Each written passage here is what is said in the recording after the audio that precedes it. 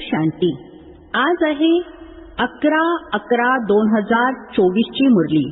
महावाक्य आहे, गोड मुलांनो, स्वतःवर बारीक लक्ष ठेवा. कोणतेही बेकायदेशीर वर्तन असू नये. श्रीमताचे उल्लंघन केल्यामुळे खाली याल अर्थात अधःपतन होईल. प्रश्न आहे, पद्मा पदमपती बनण्यासाठी कोणती काळजी घेतली पाहिजे? उत्तर आहे, नेहमी हे लक्षात असावे, जसे कर्म आपण करू आपल्याला पाहून इतरही करू लागतील. कोणत्याही गोष्टीचा वृथा अहंकार नसावा. मुरली कधीही मिस होता कामा नये. मनसा वाचा कर्मणा आपली काळजी घ्या. जर हे डोळे तुम्हाला धोका देत नसतील तर पद्मांची कमाई जमा करू शकाल. यासाठी अंतर्मुखी होऊन बाबांची आठवण करा आणि विकर्मांपासून दूर सुरक्षित राहा. ओम शांती. रुहानी मुलांना बाबांनी समजावून सांगितले आहे. इथे तुम्हा मुलांना या विचारामध्ये जरूर बसायचे आहे की हे बाबा देखील आहेत, टीचर आणि सद्गुरू सुद्धा आहेत आणि तुम्ही हे देखील अनुभव करता. बाबांची आठवण करत करत पवित्र बनून पवित्र धाम मध्ये जाऊन पोहोचणार. बाबांनी समजावून सांगितले आहे की पवित्र धाम मधूनच तुम्ही खाली उतरता. त्याचे नावच आहे पवित्र धाम. सतो प्रधानापासून मग सतो रजो तमो. आता तुम्ही समजता की आपण खाली घसरलेलो आहोत अर्थात वेश्यालयामध्ये आहोत. भले तुम्ही संगमयुगावर आहात, परंतु ज्ञानाद्वारे तुम्ही जाणता की आपण जुन्या दुनियेपासून दूर गेलेलो आहोत. तरीही जर आम्ही शिवबाबांच्या आठवणीमध्ये राहिलो तर शिवालय काही दूर नाही. जर शिवबाबांची आठवण करत नसाल तर शिवालय खूप दूर आहे. सजा खावी लागते, त्यामुळे शिवालय खूप दूर आहे. तर बाबा मुलांना काही जास्त त्रास देत नाहीत. एकतर वारंवार सांगतात, मनसा वाचा कर्मणा पवित्र बनायचे आहे. हे डोळे सुद्धा खूप दगा देतात. यांची खूप काळजी घ्यावी लागते. बाबांनी समजावून सांगितले आहे की ध्यान आणि योग पूर्णतः वेगवेगळे आहेत. योग अर्थात आठवण. डोळे उघडे असताना देखील तुम्ही आठवण करू शकता. ध्यानाला काही योग म्हटले जात नाही. भोग घेऊन जातात तेव्हा देखील डायरेक्शन प्रमाणेच जायचे आहे. यामध्ये माया देखील खूप येते. माया अशी आहे जी एकदम नाकामध्ये दम आणते. जसे बाबा बलवान आहेत तशी माया देखील खूप बलवान आहे. इतकी बलवान आहे की तिने साऱ्या दुनियेलाच वेश्यालयामध्ये ढकललेले आहे. त्यामुळे यामध्ये खूप सावधगिरी बाळगावी लागते. बाबांची नियमानुसार आठवण पाहिजे. नियमबाह्य काही काम केले तर एकदम खाली पाडते अर्थात पतित बनवते. ध्यानामध्ये जाणे इत्यादीची कधीही इच्छा ठेवायची नाही. इच्छा मात्रम अविद्या. बाबा तुमची सर्व मनोकामना न मागताच पूर्ण करतात. जर बाबांच्या आज्ञेवर चाललात तर. जर बाबांची आज्ञा न मानता उलटा रस्ता पकडलात तर असे होऊ शकते की स्वर्गाच्या ऐवजी नरकामध्ये जाऊन पडाल. गायन देखील आहे, गज को ग्राहाने खाया. अनेकांना ज्ञान देणारे भोग लावणारे आज आहेत कुठे? कारण नियम बाह्य वर्तनामुळे पूर्णतः मायावी बनतात. देवता बनता बनता असुर बनतात. बाबा जाणतात की खूप चांगले पुरुषार्थी जे देवता बनणारे होते ते असुर बनून असुरांबरोबर राहतात, ट्रेटर होतात. बाबांचे बनून मग मायेचे बनतात. त्यांना ट्रेटर म्हटले जाते. स्वतःवर लक्ष ठेवावे लागते. श्रीमताचे उल्लंघन केले तर हे कोसळलेच अर्थात विकारी बनले. कळणार सुद्धा नाही. बाबा तर मुलांना सावध करतात की कोणतेही असे वर्तन करू नका जे रसातळाला जाऊन पोहोचाल. कालही बाबांनी सांगितले, गोप अर्थात पांडव भरपूर आहेत. आपसामध्ये कमिटी इत्यादी बनवतात. जे काही करतात जर ते श्रीमताच्या आधारे करत नसतील तर डिससर्व्हिस करतात. बिना श्रीमत कराल तर खालीच याल अर्थात पतनच होईल. बाबांनी सुरुवातीला कमिटी बनवली होती ती मातांची बनवली होती, कारण कलश तर मातांनाच मिळतो. वंदे मातरम गायले गेले आहे ना. जर गोप लोक कमिटी बनवत असतील तर वंदे गोप असे तर गायन नाही आहे. श्रीमतावर नसेल तर मायेच्या जाळ्यामध्ये अडकतात. बाबांनी मातांची कमिटी बनवली. त्यांच्या हवाली सर्व काही केले. पुरुष बरेचदा दिवाळखोर बनतात, स्त्रिया नाहीत. तर बाबा देखील कलश मातांच्या डोक्यावर ठेवतात. या ज्ञान मार्गामध्ये माता देखील दिवाळखोरीत जाऊ शकतात. जे पद्मा पदम भाग्यशाली बनणारे असतात ते मायेकडून हार खाऊन दिवाळखोरीत जाऊ शकतात. यामध्ये स्त्री पुरुष दोघेही दिवाळखोरीत जाऊ शकतात आणि जातात देखील. कित्येक जण हार खाऊन परत गेले तर जणू दिवाळखोर झाले ना. बाबा सांगतात की भारतवासी तर पूर्णपणे दिवाळखोर झाले आहेत. माया किती शक्तिशाली आहे, ज्यामुळे समजू शकत नाहीत की आपण काय होतो आणि आता कुठून इतके खाली आलो आहोत. इथे देखील वर चढता चढता मग श्रीमताला विसरून आपल्याच मतावर चालू लागतात तर दिवाळखोरीत जातात. ते लोक तर दिवाळखोरीत जातात तर मग 5-7 वर्षांनंतर पुन्हा उभे राहतात. इथे तर 84 जन्मांसाठी दिवाळी निघते. उच्चपद मिळवू शकत नाहीत, दिवाळखोर होतच राहतात. बाबांकडे फोटो असता तर सांगितले असते. तुम्ही म्हणाल बाबा एकदम बरोबर सांगत आहेत, हे किती मोठे महारथी होते, खूप जणांना जागे करत होते, अर्थात ज्ञान देत होते. परंतु ते आज नाही आहेत, दिवाळखोर आहेत. बाबा वारंवार मुलांना सावध करत राहतात. आपल्या मतावर कमिटी इत्यादी बनवणे हे काहीच उपयोगाचे नाही. एकत्र येऊन आपसामध्ये झरमुळी झगमुळी अर्थात व्यर्थ गोष्टी करणे, हा असे करत होता, अमका असे करत होता, पूर्ण दिवसभर हेच करत राहतात. बाबांसोबत बुद्धियोग लावल्यानेच सतोप्रधान बनाल. बाबांचे बनलात आणि बाबांसोबत योग नसेल तर वारंवार घसरत राहाल, अर्थात पतन होत राहील. लिंक जर तुटली तर घाबरून जायचे नाही की माया आम्हाला इतका त्रास का देते. प्रयत्न करून बाबांसोबत लिंक जोडली पाहिजे, नाही तर मग बॅटरी चार्ज कशी होणार. विकर्म झाल्यामुळे बॅटरी डिस्चार्ज होते. सुरुवातीला तर कित्येक जण येऊन बाबांचे बनले, भट्टीमध्ये आले, परंतु आज कुठे आहेत. खाली कोसळले, पतित झाले, कारण त्यांना जुनी दुनिया आठवली. आता बाबा म्हणतात मी तुम्हाला बेहदचे वैराग्य देतो. या जुन्या दुनियेवर मन जडू देऊ नका. मनाला स्वर्गामध्ये गुंतवायचे आहे. जर असे लक्ष्मीनारायण बनायचे असेल तर मेहनत करावी लागेल. बुद्धियोग एका बाबांशीच असला पाहिजे. जुन्या दुनियेपासून वैराग्य, सुखधाम आणि शांतीधामची आठवण करा. जितके होईल तितके उठता बसता चालता फिरता बाबांची आठवण करा. हे तर एकदम सोपे आहे. तुम्ही इथे आलेच आहात नरापासून नारायण बनण्याकरिता. सर्वांना सांगायचे आहे की आता तमोप्रधानापासून सतोप्रधान बनायचे आहे. कारण रिटर्न जर्नी अर्थात परतीचा प्रवास आहे. वर्ल्डची हिस्ट्री जॉग्राफी रिपीट अर्थात नरकापासून स्वर्ग आणि पुन्हा स्वर्गापासून नरक, हे चक्र फिरतच राहते. बाबांनी सांगितले आहे इथे स्वदर्शन चक्रधारी होऊन बसा. याच आठवणीमध्ये रहा की आपण किती वेळा चक्र फिरलो आहोत. आता पुन्हा आपण देवता बनत आहोत.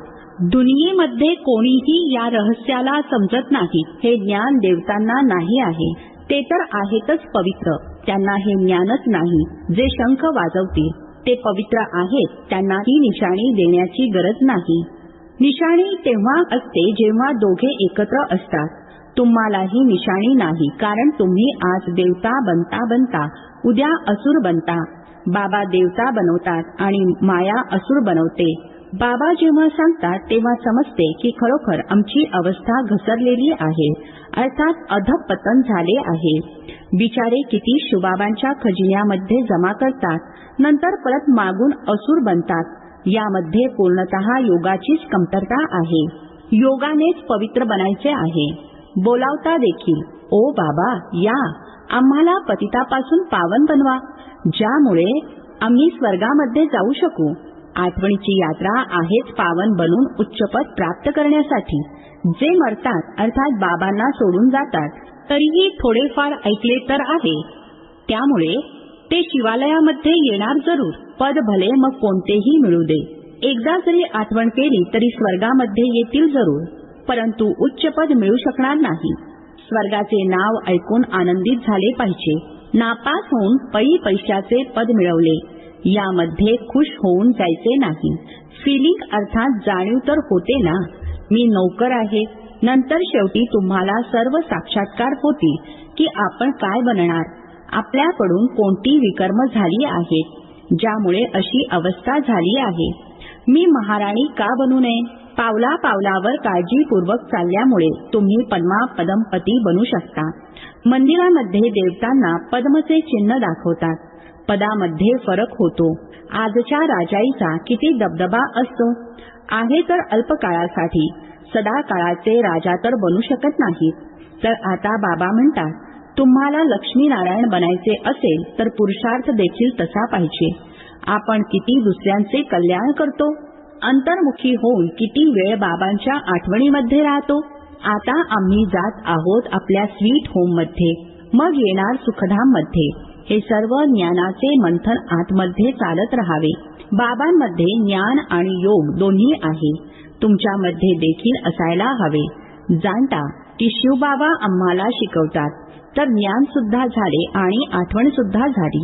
ज्ञान आणि आठवण दोन्ही एकाच वेळी चालते असे नाही. योगामध्ये बसा, बाबांची आठवण करत राहा आणि नॉलेज विसरून जाल. बाबा योग शिकवतात तर नॉलेज विसरून जातात काय? सर्व नॉलेज त्यांच्यामध्ये असते. तुम्हा मुलांमध्ये देखील नॉलेज असले पाहिजे. अभ्यास केला पाहिजे. जसे कर्म मी करेन मला पाहून इतरही करतील. मी मुरली वाचली नाही तर बाकीचे सुद्धा वाचणार नाहीत. वृथा अहंकार आला तर माया लगेच वार करते. पावलोपावली बाबांकडून श्रीमत घेत राहायचे आहे. नाही तर काही न काही विकर्म बनतात. बरीच मुले चुका करून बाबांना सांगत नाहीत तर आपलाच सत्यानाश करून घेतात. चूक झाल्यामुळे माया थप्पड मारते. वर्थ नॉट अ पेनी अर्थात कवडी मोल बनवते.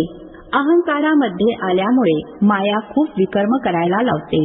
बाबांनी असे थोडेच सांगितले आहे की अशा प्रकारे पुरुषांच्या कमिट्या बनवा म्हणून. कमिटीमध्ये 1-2 बुद्धिमान चाणाक्ष मुली जरूर असल्या पाहिजेत, ज्यांच्या सल्ल्यानेच काम होईल. कलश तर लक्ष्मीला दिला जातो ना. गायन देखील आहे. अमृत पाजत होते आणि मग कुठे यज्ञामध्ये विघ्न उत्पन्न करत होते.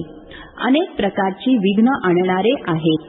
पूर्ण दिवसभर याच झरमुई झगमुईच्या गोष्टी अर्थात व्यर्थ गोष्टी करत राहतात. हे खूप वाईट आहे. कोणतीही गोष्ट असेल तर बाबांना रिपोर्ट दिला पाहिजे. सुधारणारे तर एक बाबाच आहेत. कायदा तुम्ही आपल्या हातामध्ये घेऊ नका. तुम्ही बाबांच्या आठवणीमध्ये राहा. सर्वांना बाबांचा परिचय देत राहा, तेव्हाच असे बनू शकाल. माया अतिशय कठोर आहे, कोणालाच सोडत नाही. बाबांना नियमित समाचार लिहिला पाहिजे. मार्गदर्शन घेत राहिले पाहिजे. तसे तर डायरेक्शन सदैव मिळत राहते. मुले असा विचार करतात की बाबांनी तर स्वतःच या गोष्टींवर समजावून सांगितले आहे. बाबा तर अंतर्यामी आहेत. बाबा म्हणतात, नाही, मी तर नॉलेज शिकवतो. यामध्ये अंतर्यामीची गोष्टच नाही. हे जाणतो की ही सर्व माझी मुले आहेत. प्रत्येक शरीरामध्ये माझी मुले आहेत. बाकी असे नाही की बाबा सर्वांमध्ये विराजमान आहेत. मनुष्य तर उलटेच समजतात. बाबा म्हणतात, मी जाणतो की सर्वांच्या तख्तावर आत्मा विराजमान आहे. ही तर किती सोपी गोष्ट आहे. सर्व चैतन्य आत्मे आपापल्या तख्तावर बसले आहेत तरी देखील परमात्म्याला सर्वव्यापी म्हणतात. ही आहे एकच चूक. या कारणामुळेच भारत इतका घसरला आहे, अर्थात अधपतन झाले आहे. बाबा म्हणतात, तुम्ही माझी खूप निंदा केली आहे. विश्वाचा मालक बनविणाऱ्याला तुम्ही शिवी दिली आहे. म्हणून बाबा म्हणतात, यदा यदा ही बाहेरचे अर्थात विदेशी हे सर्वव्यापीचे ज्ञान भारतवासियांकडून शिकतात. जसे भारतवासी यांच्याकडून कला शिकतात ते मग उलटे शिकतात. तुम्हाला तर एका बाबांचीच आठवण करायची आहे आणि बाबांचा परिचय सुद्धा सर्वांना द्यायचा आहे.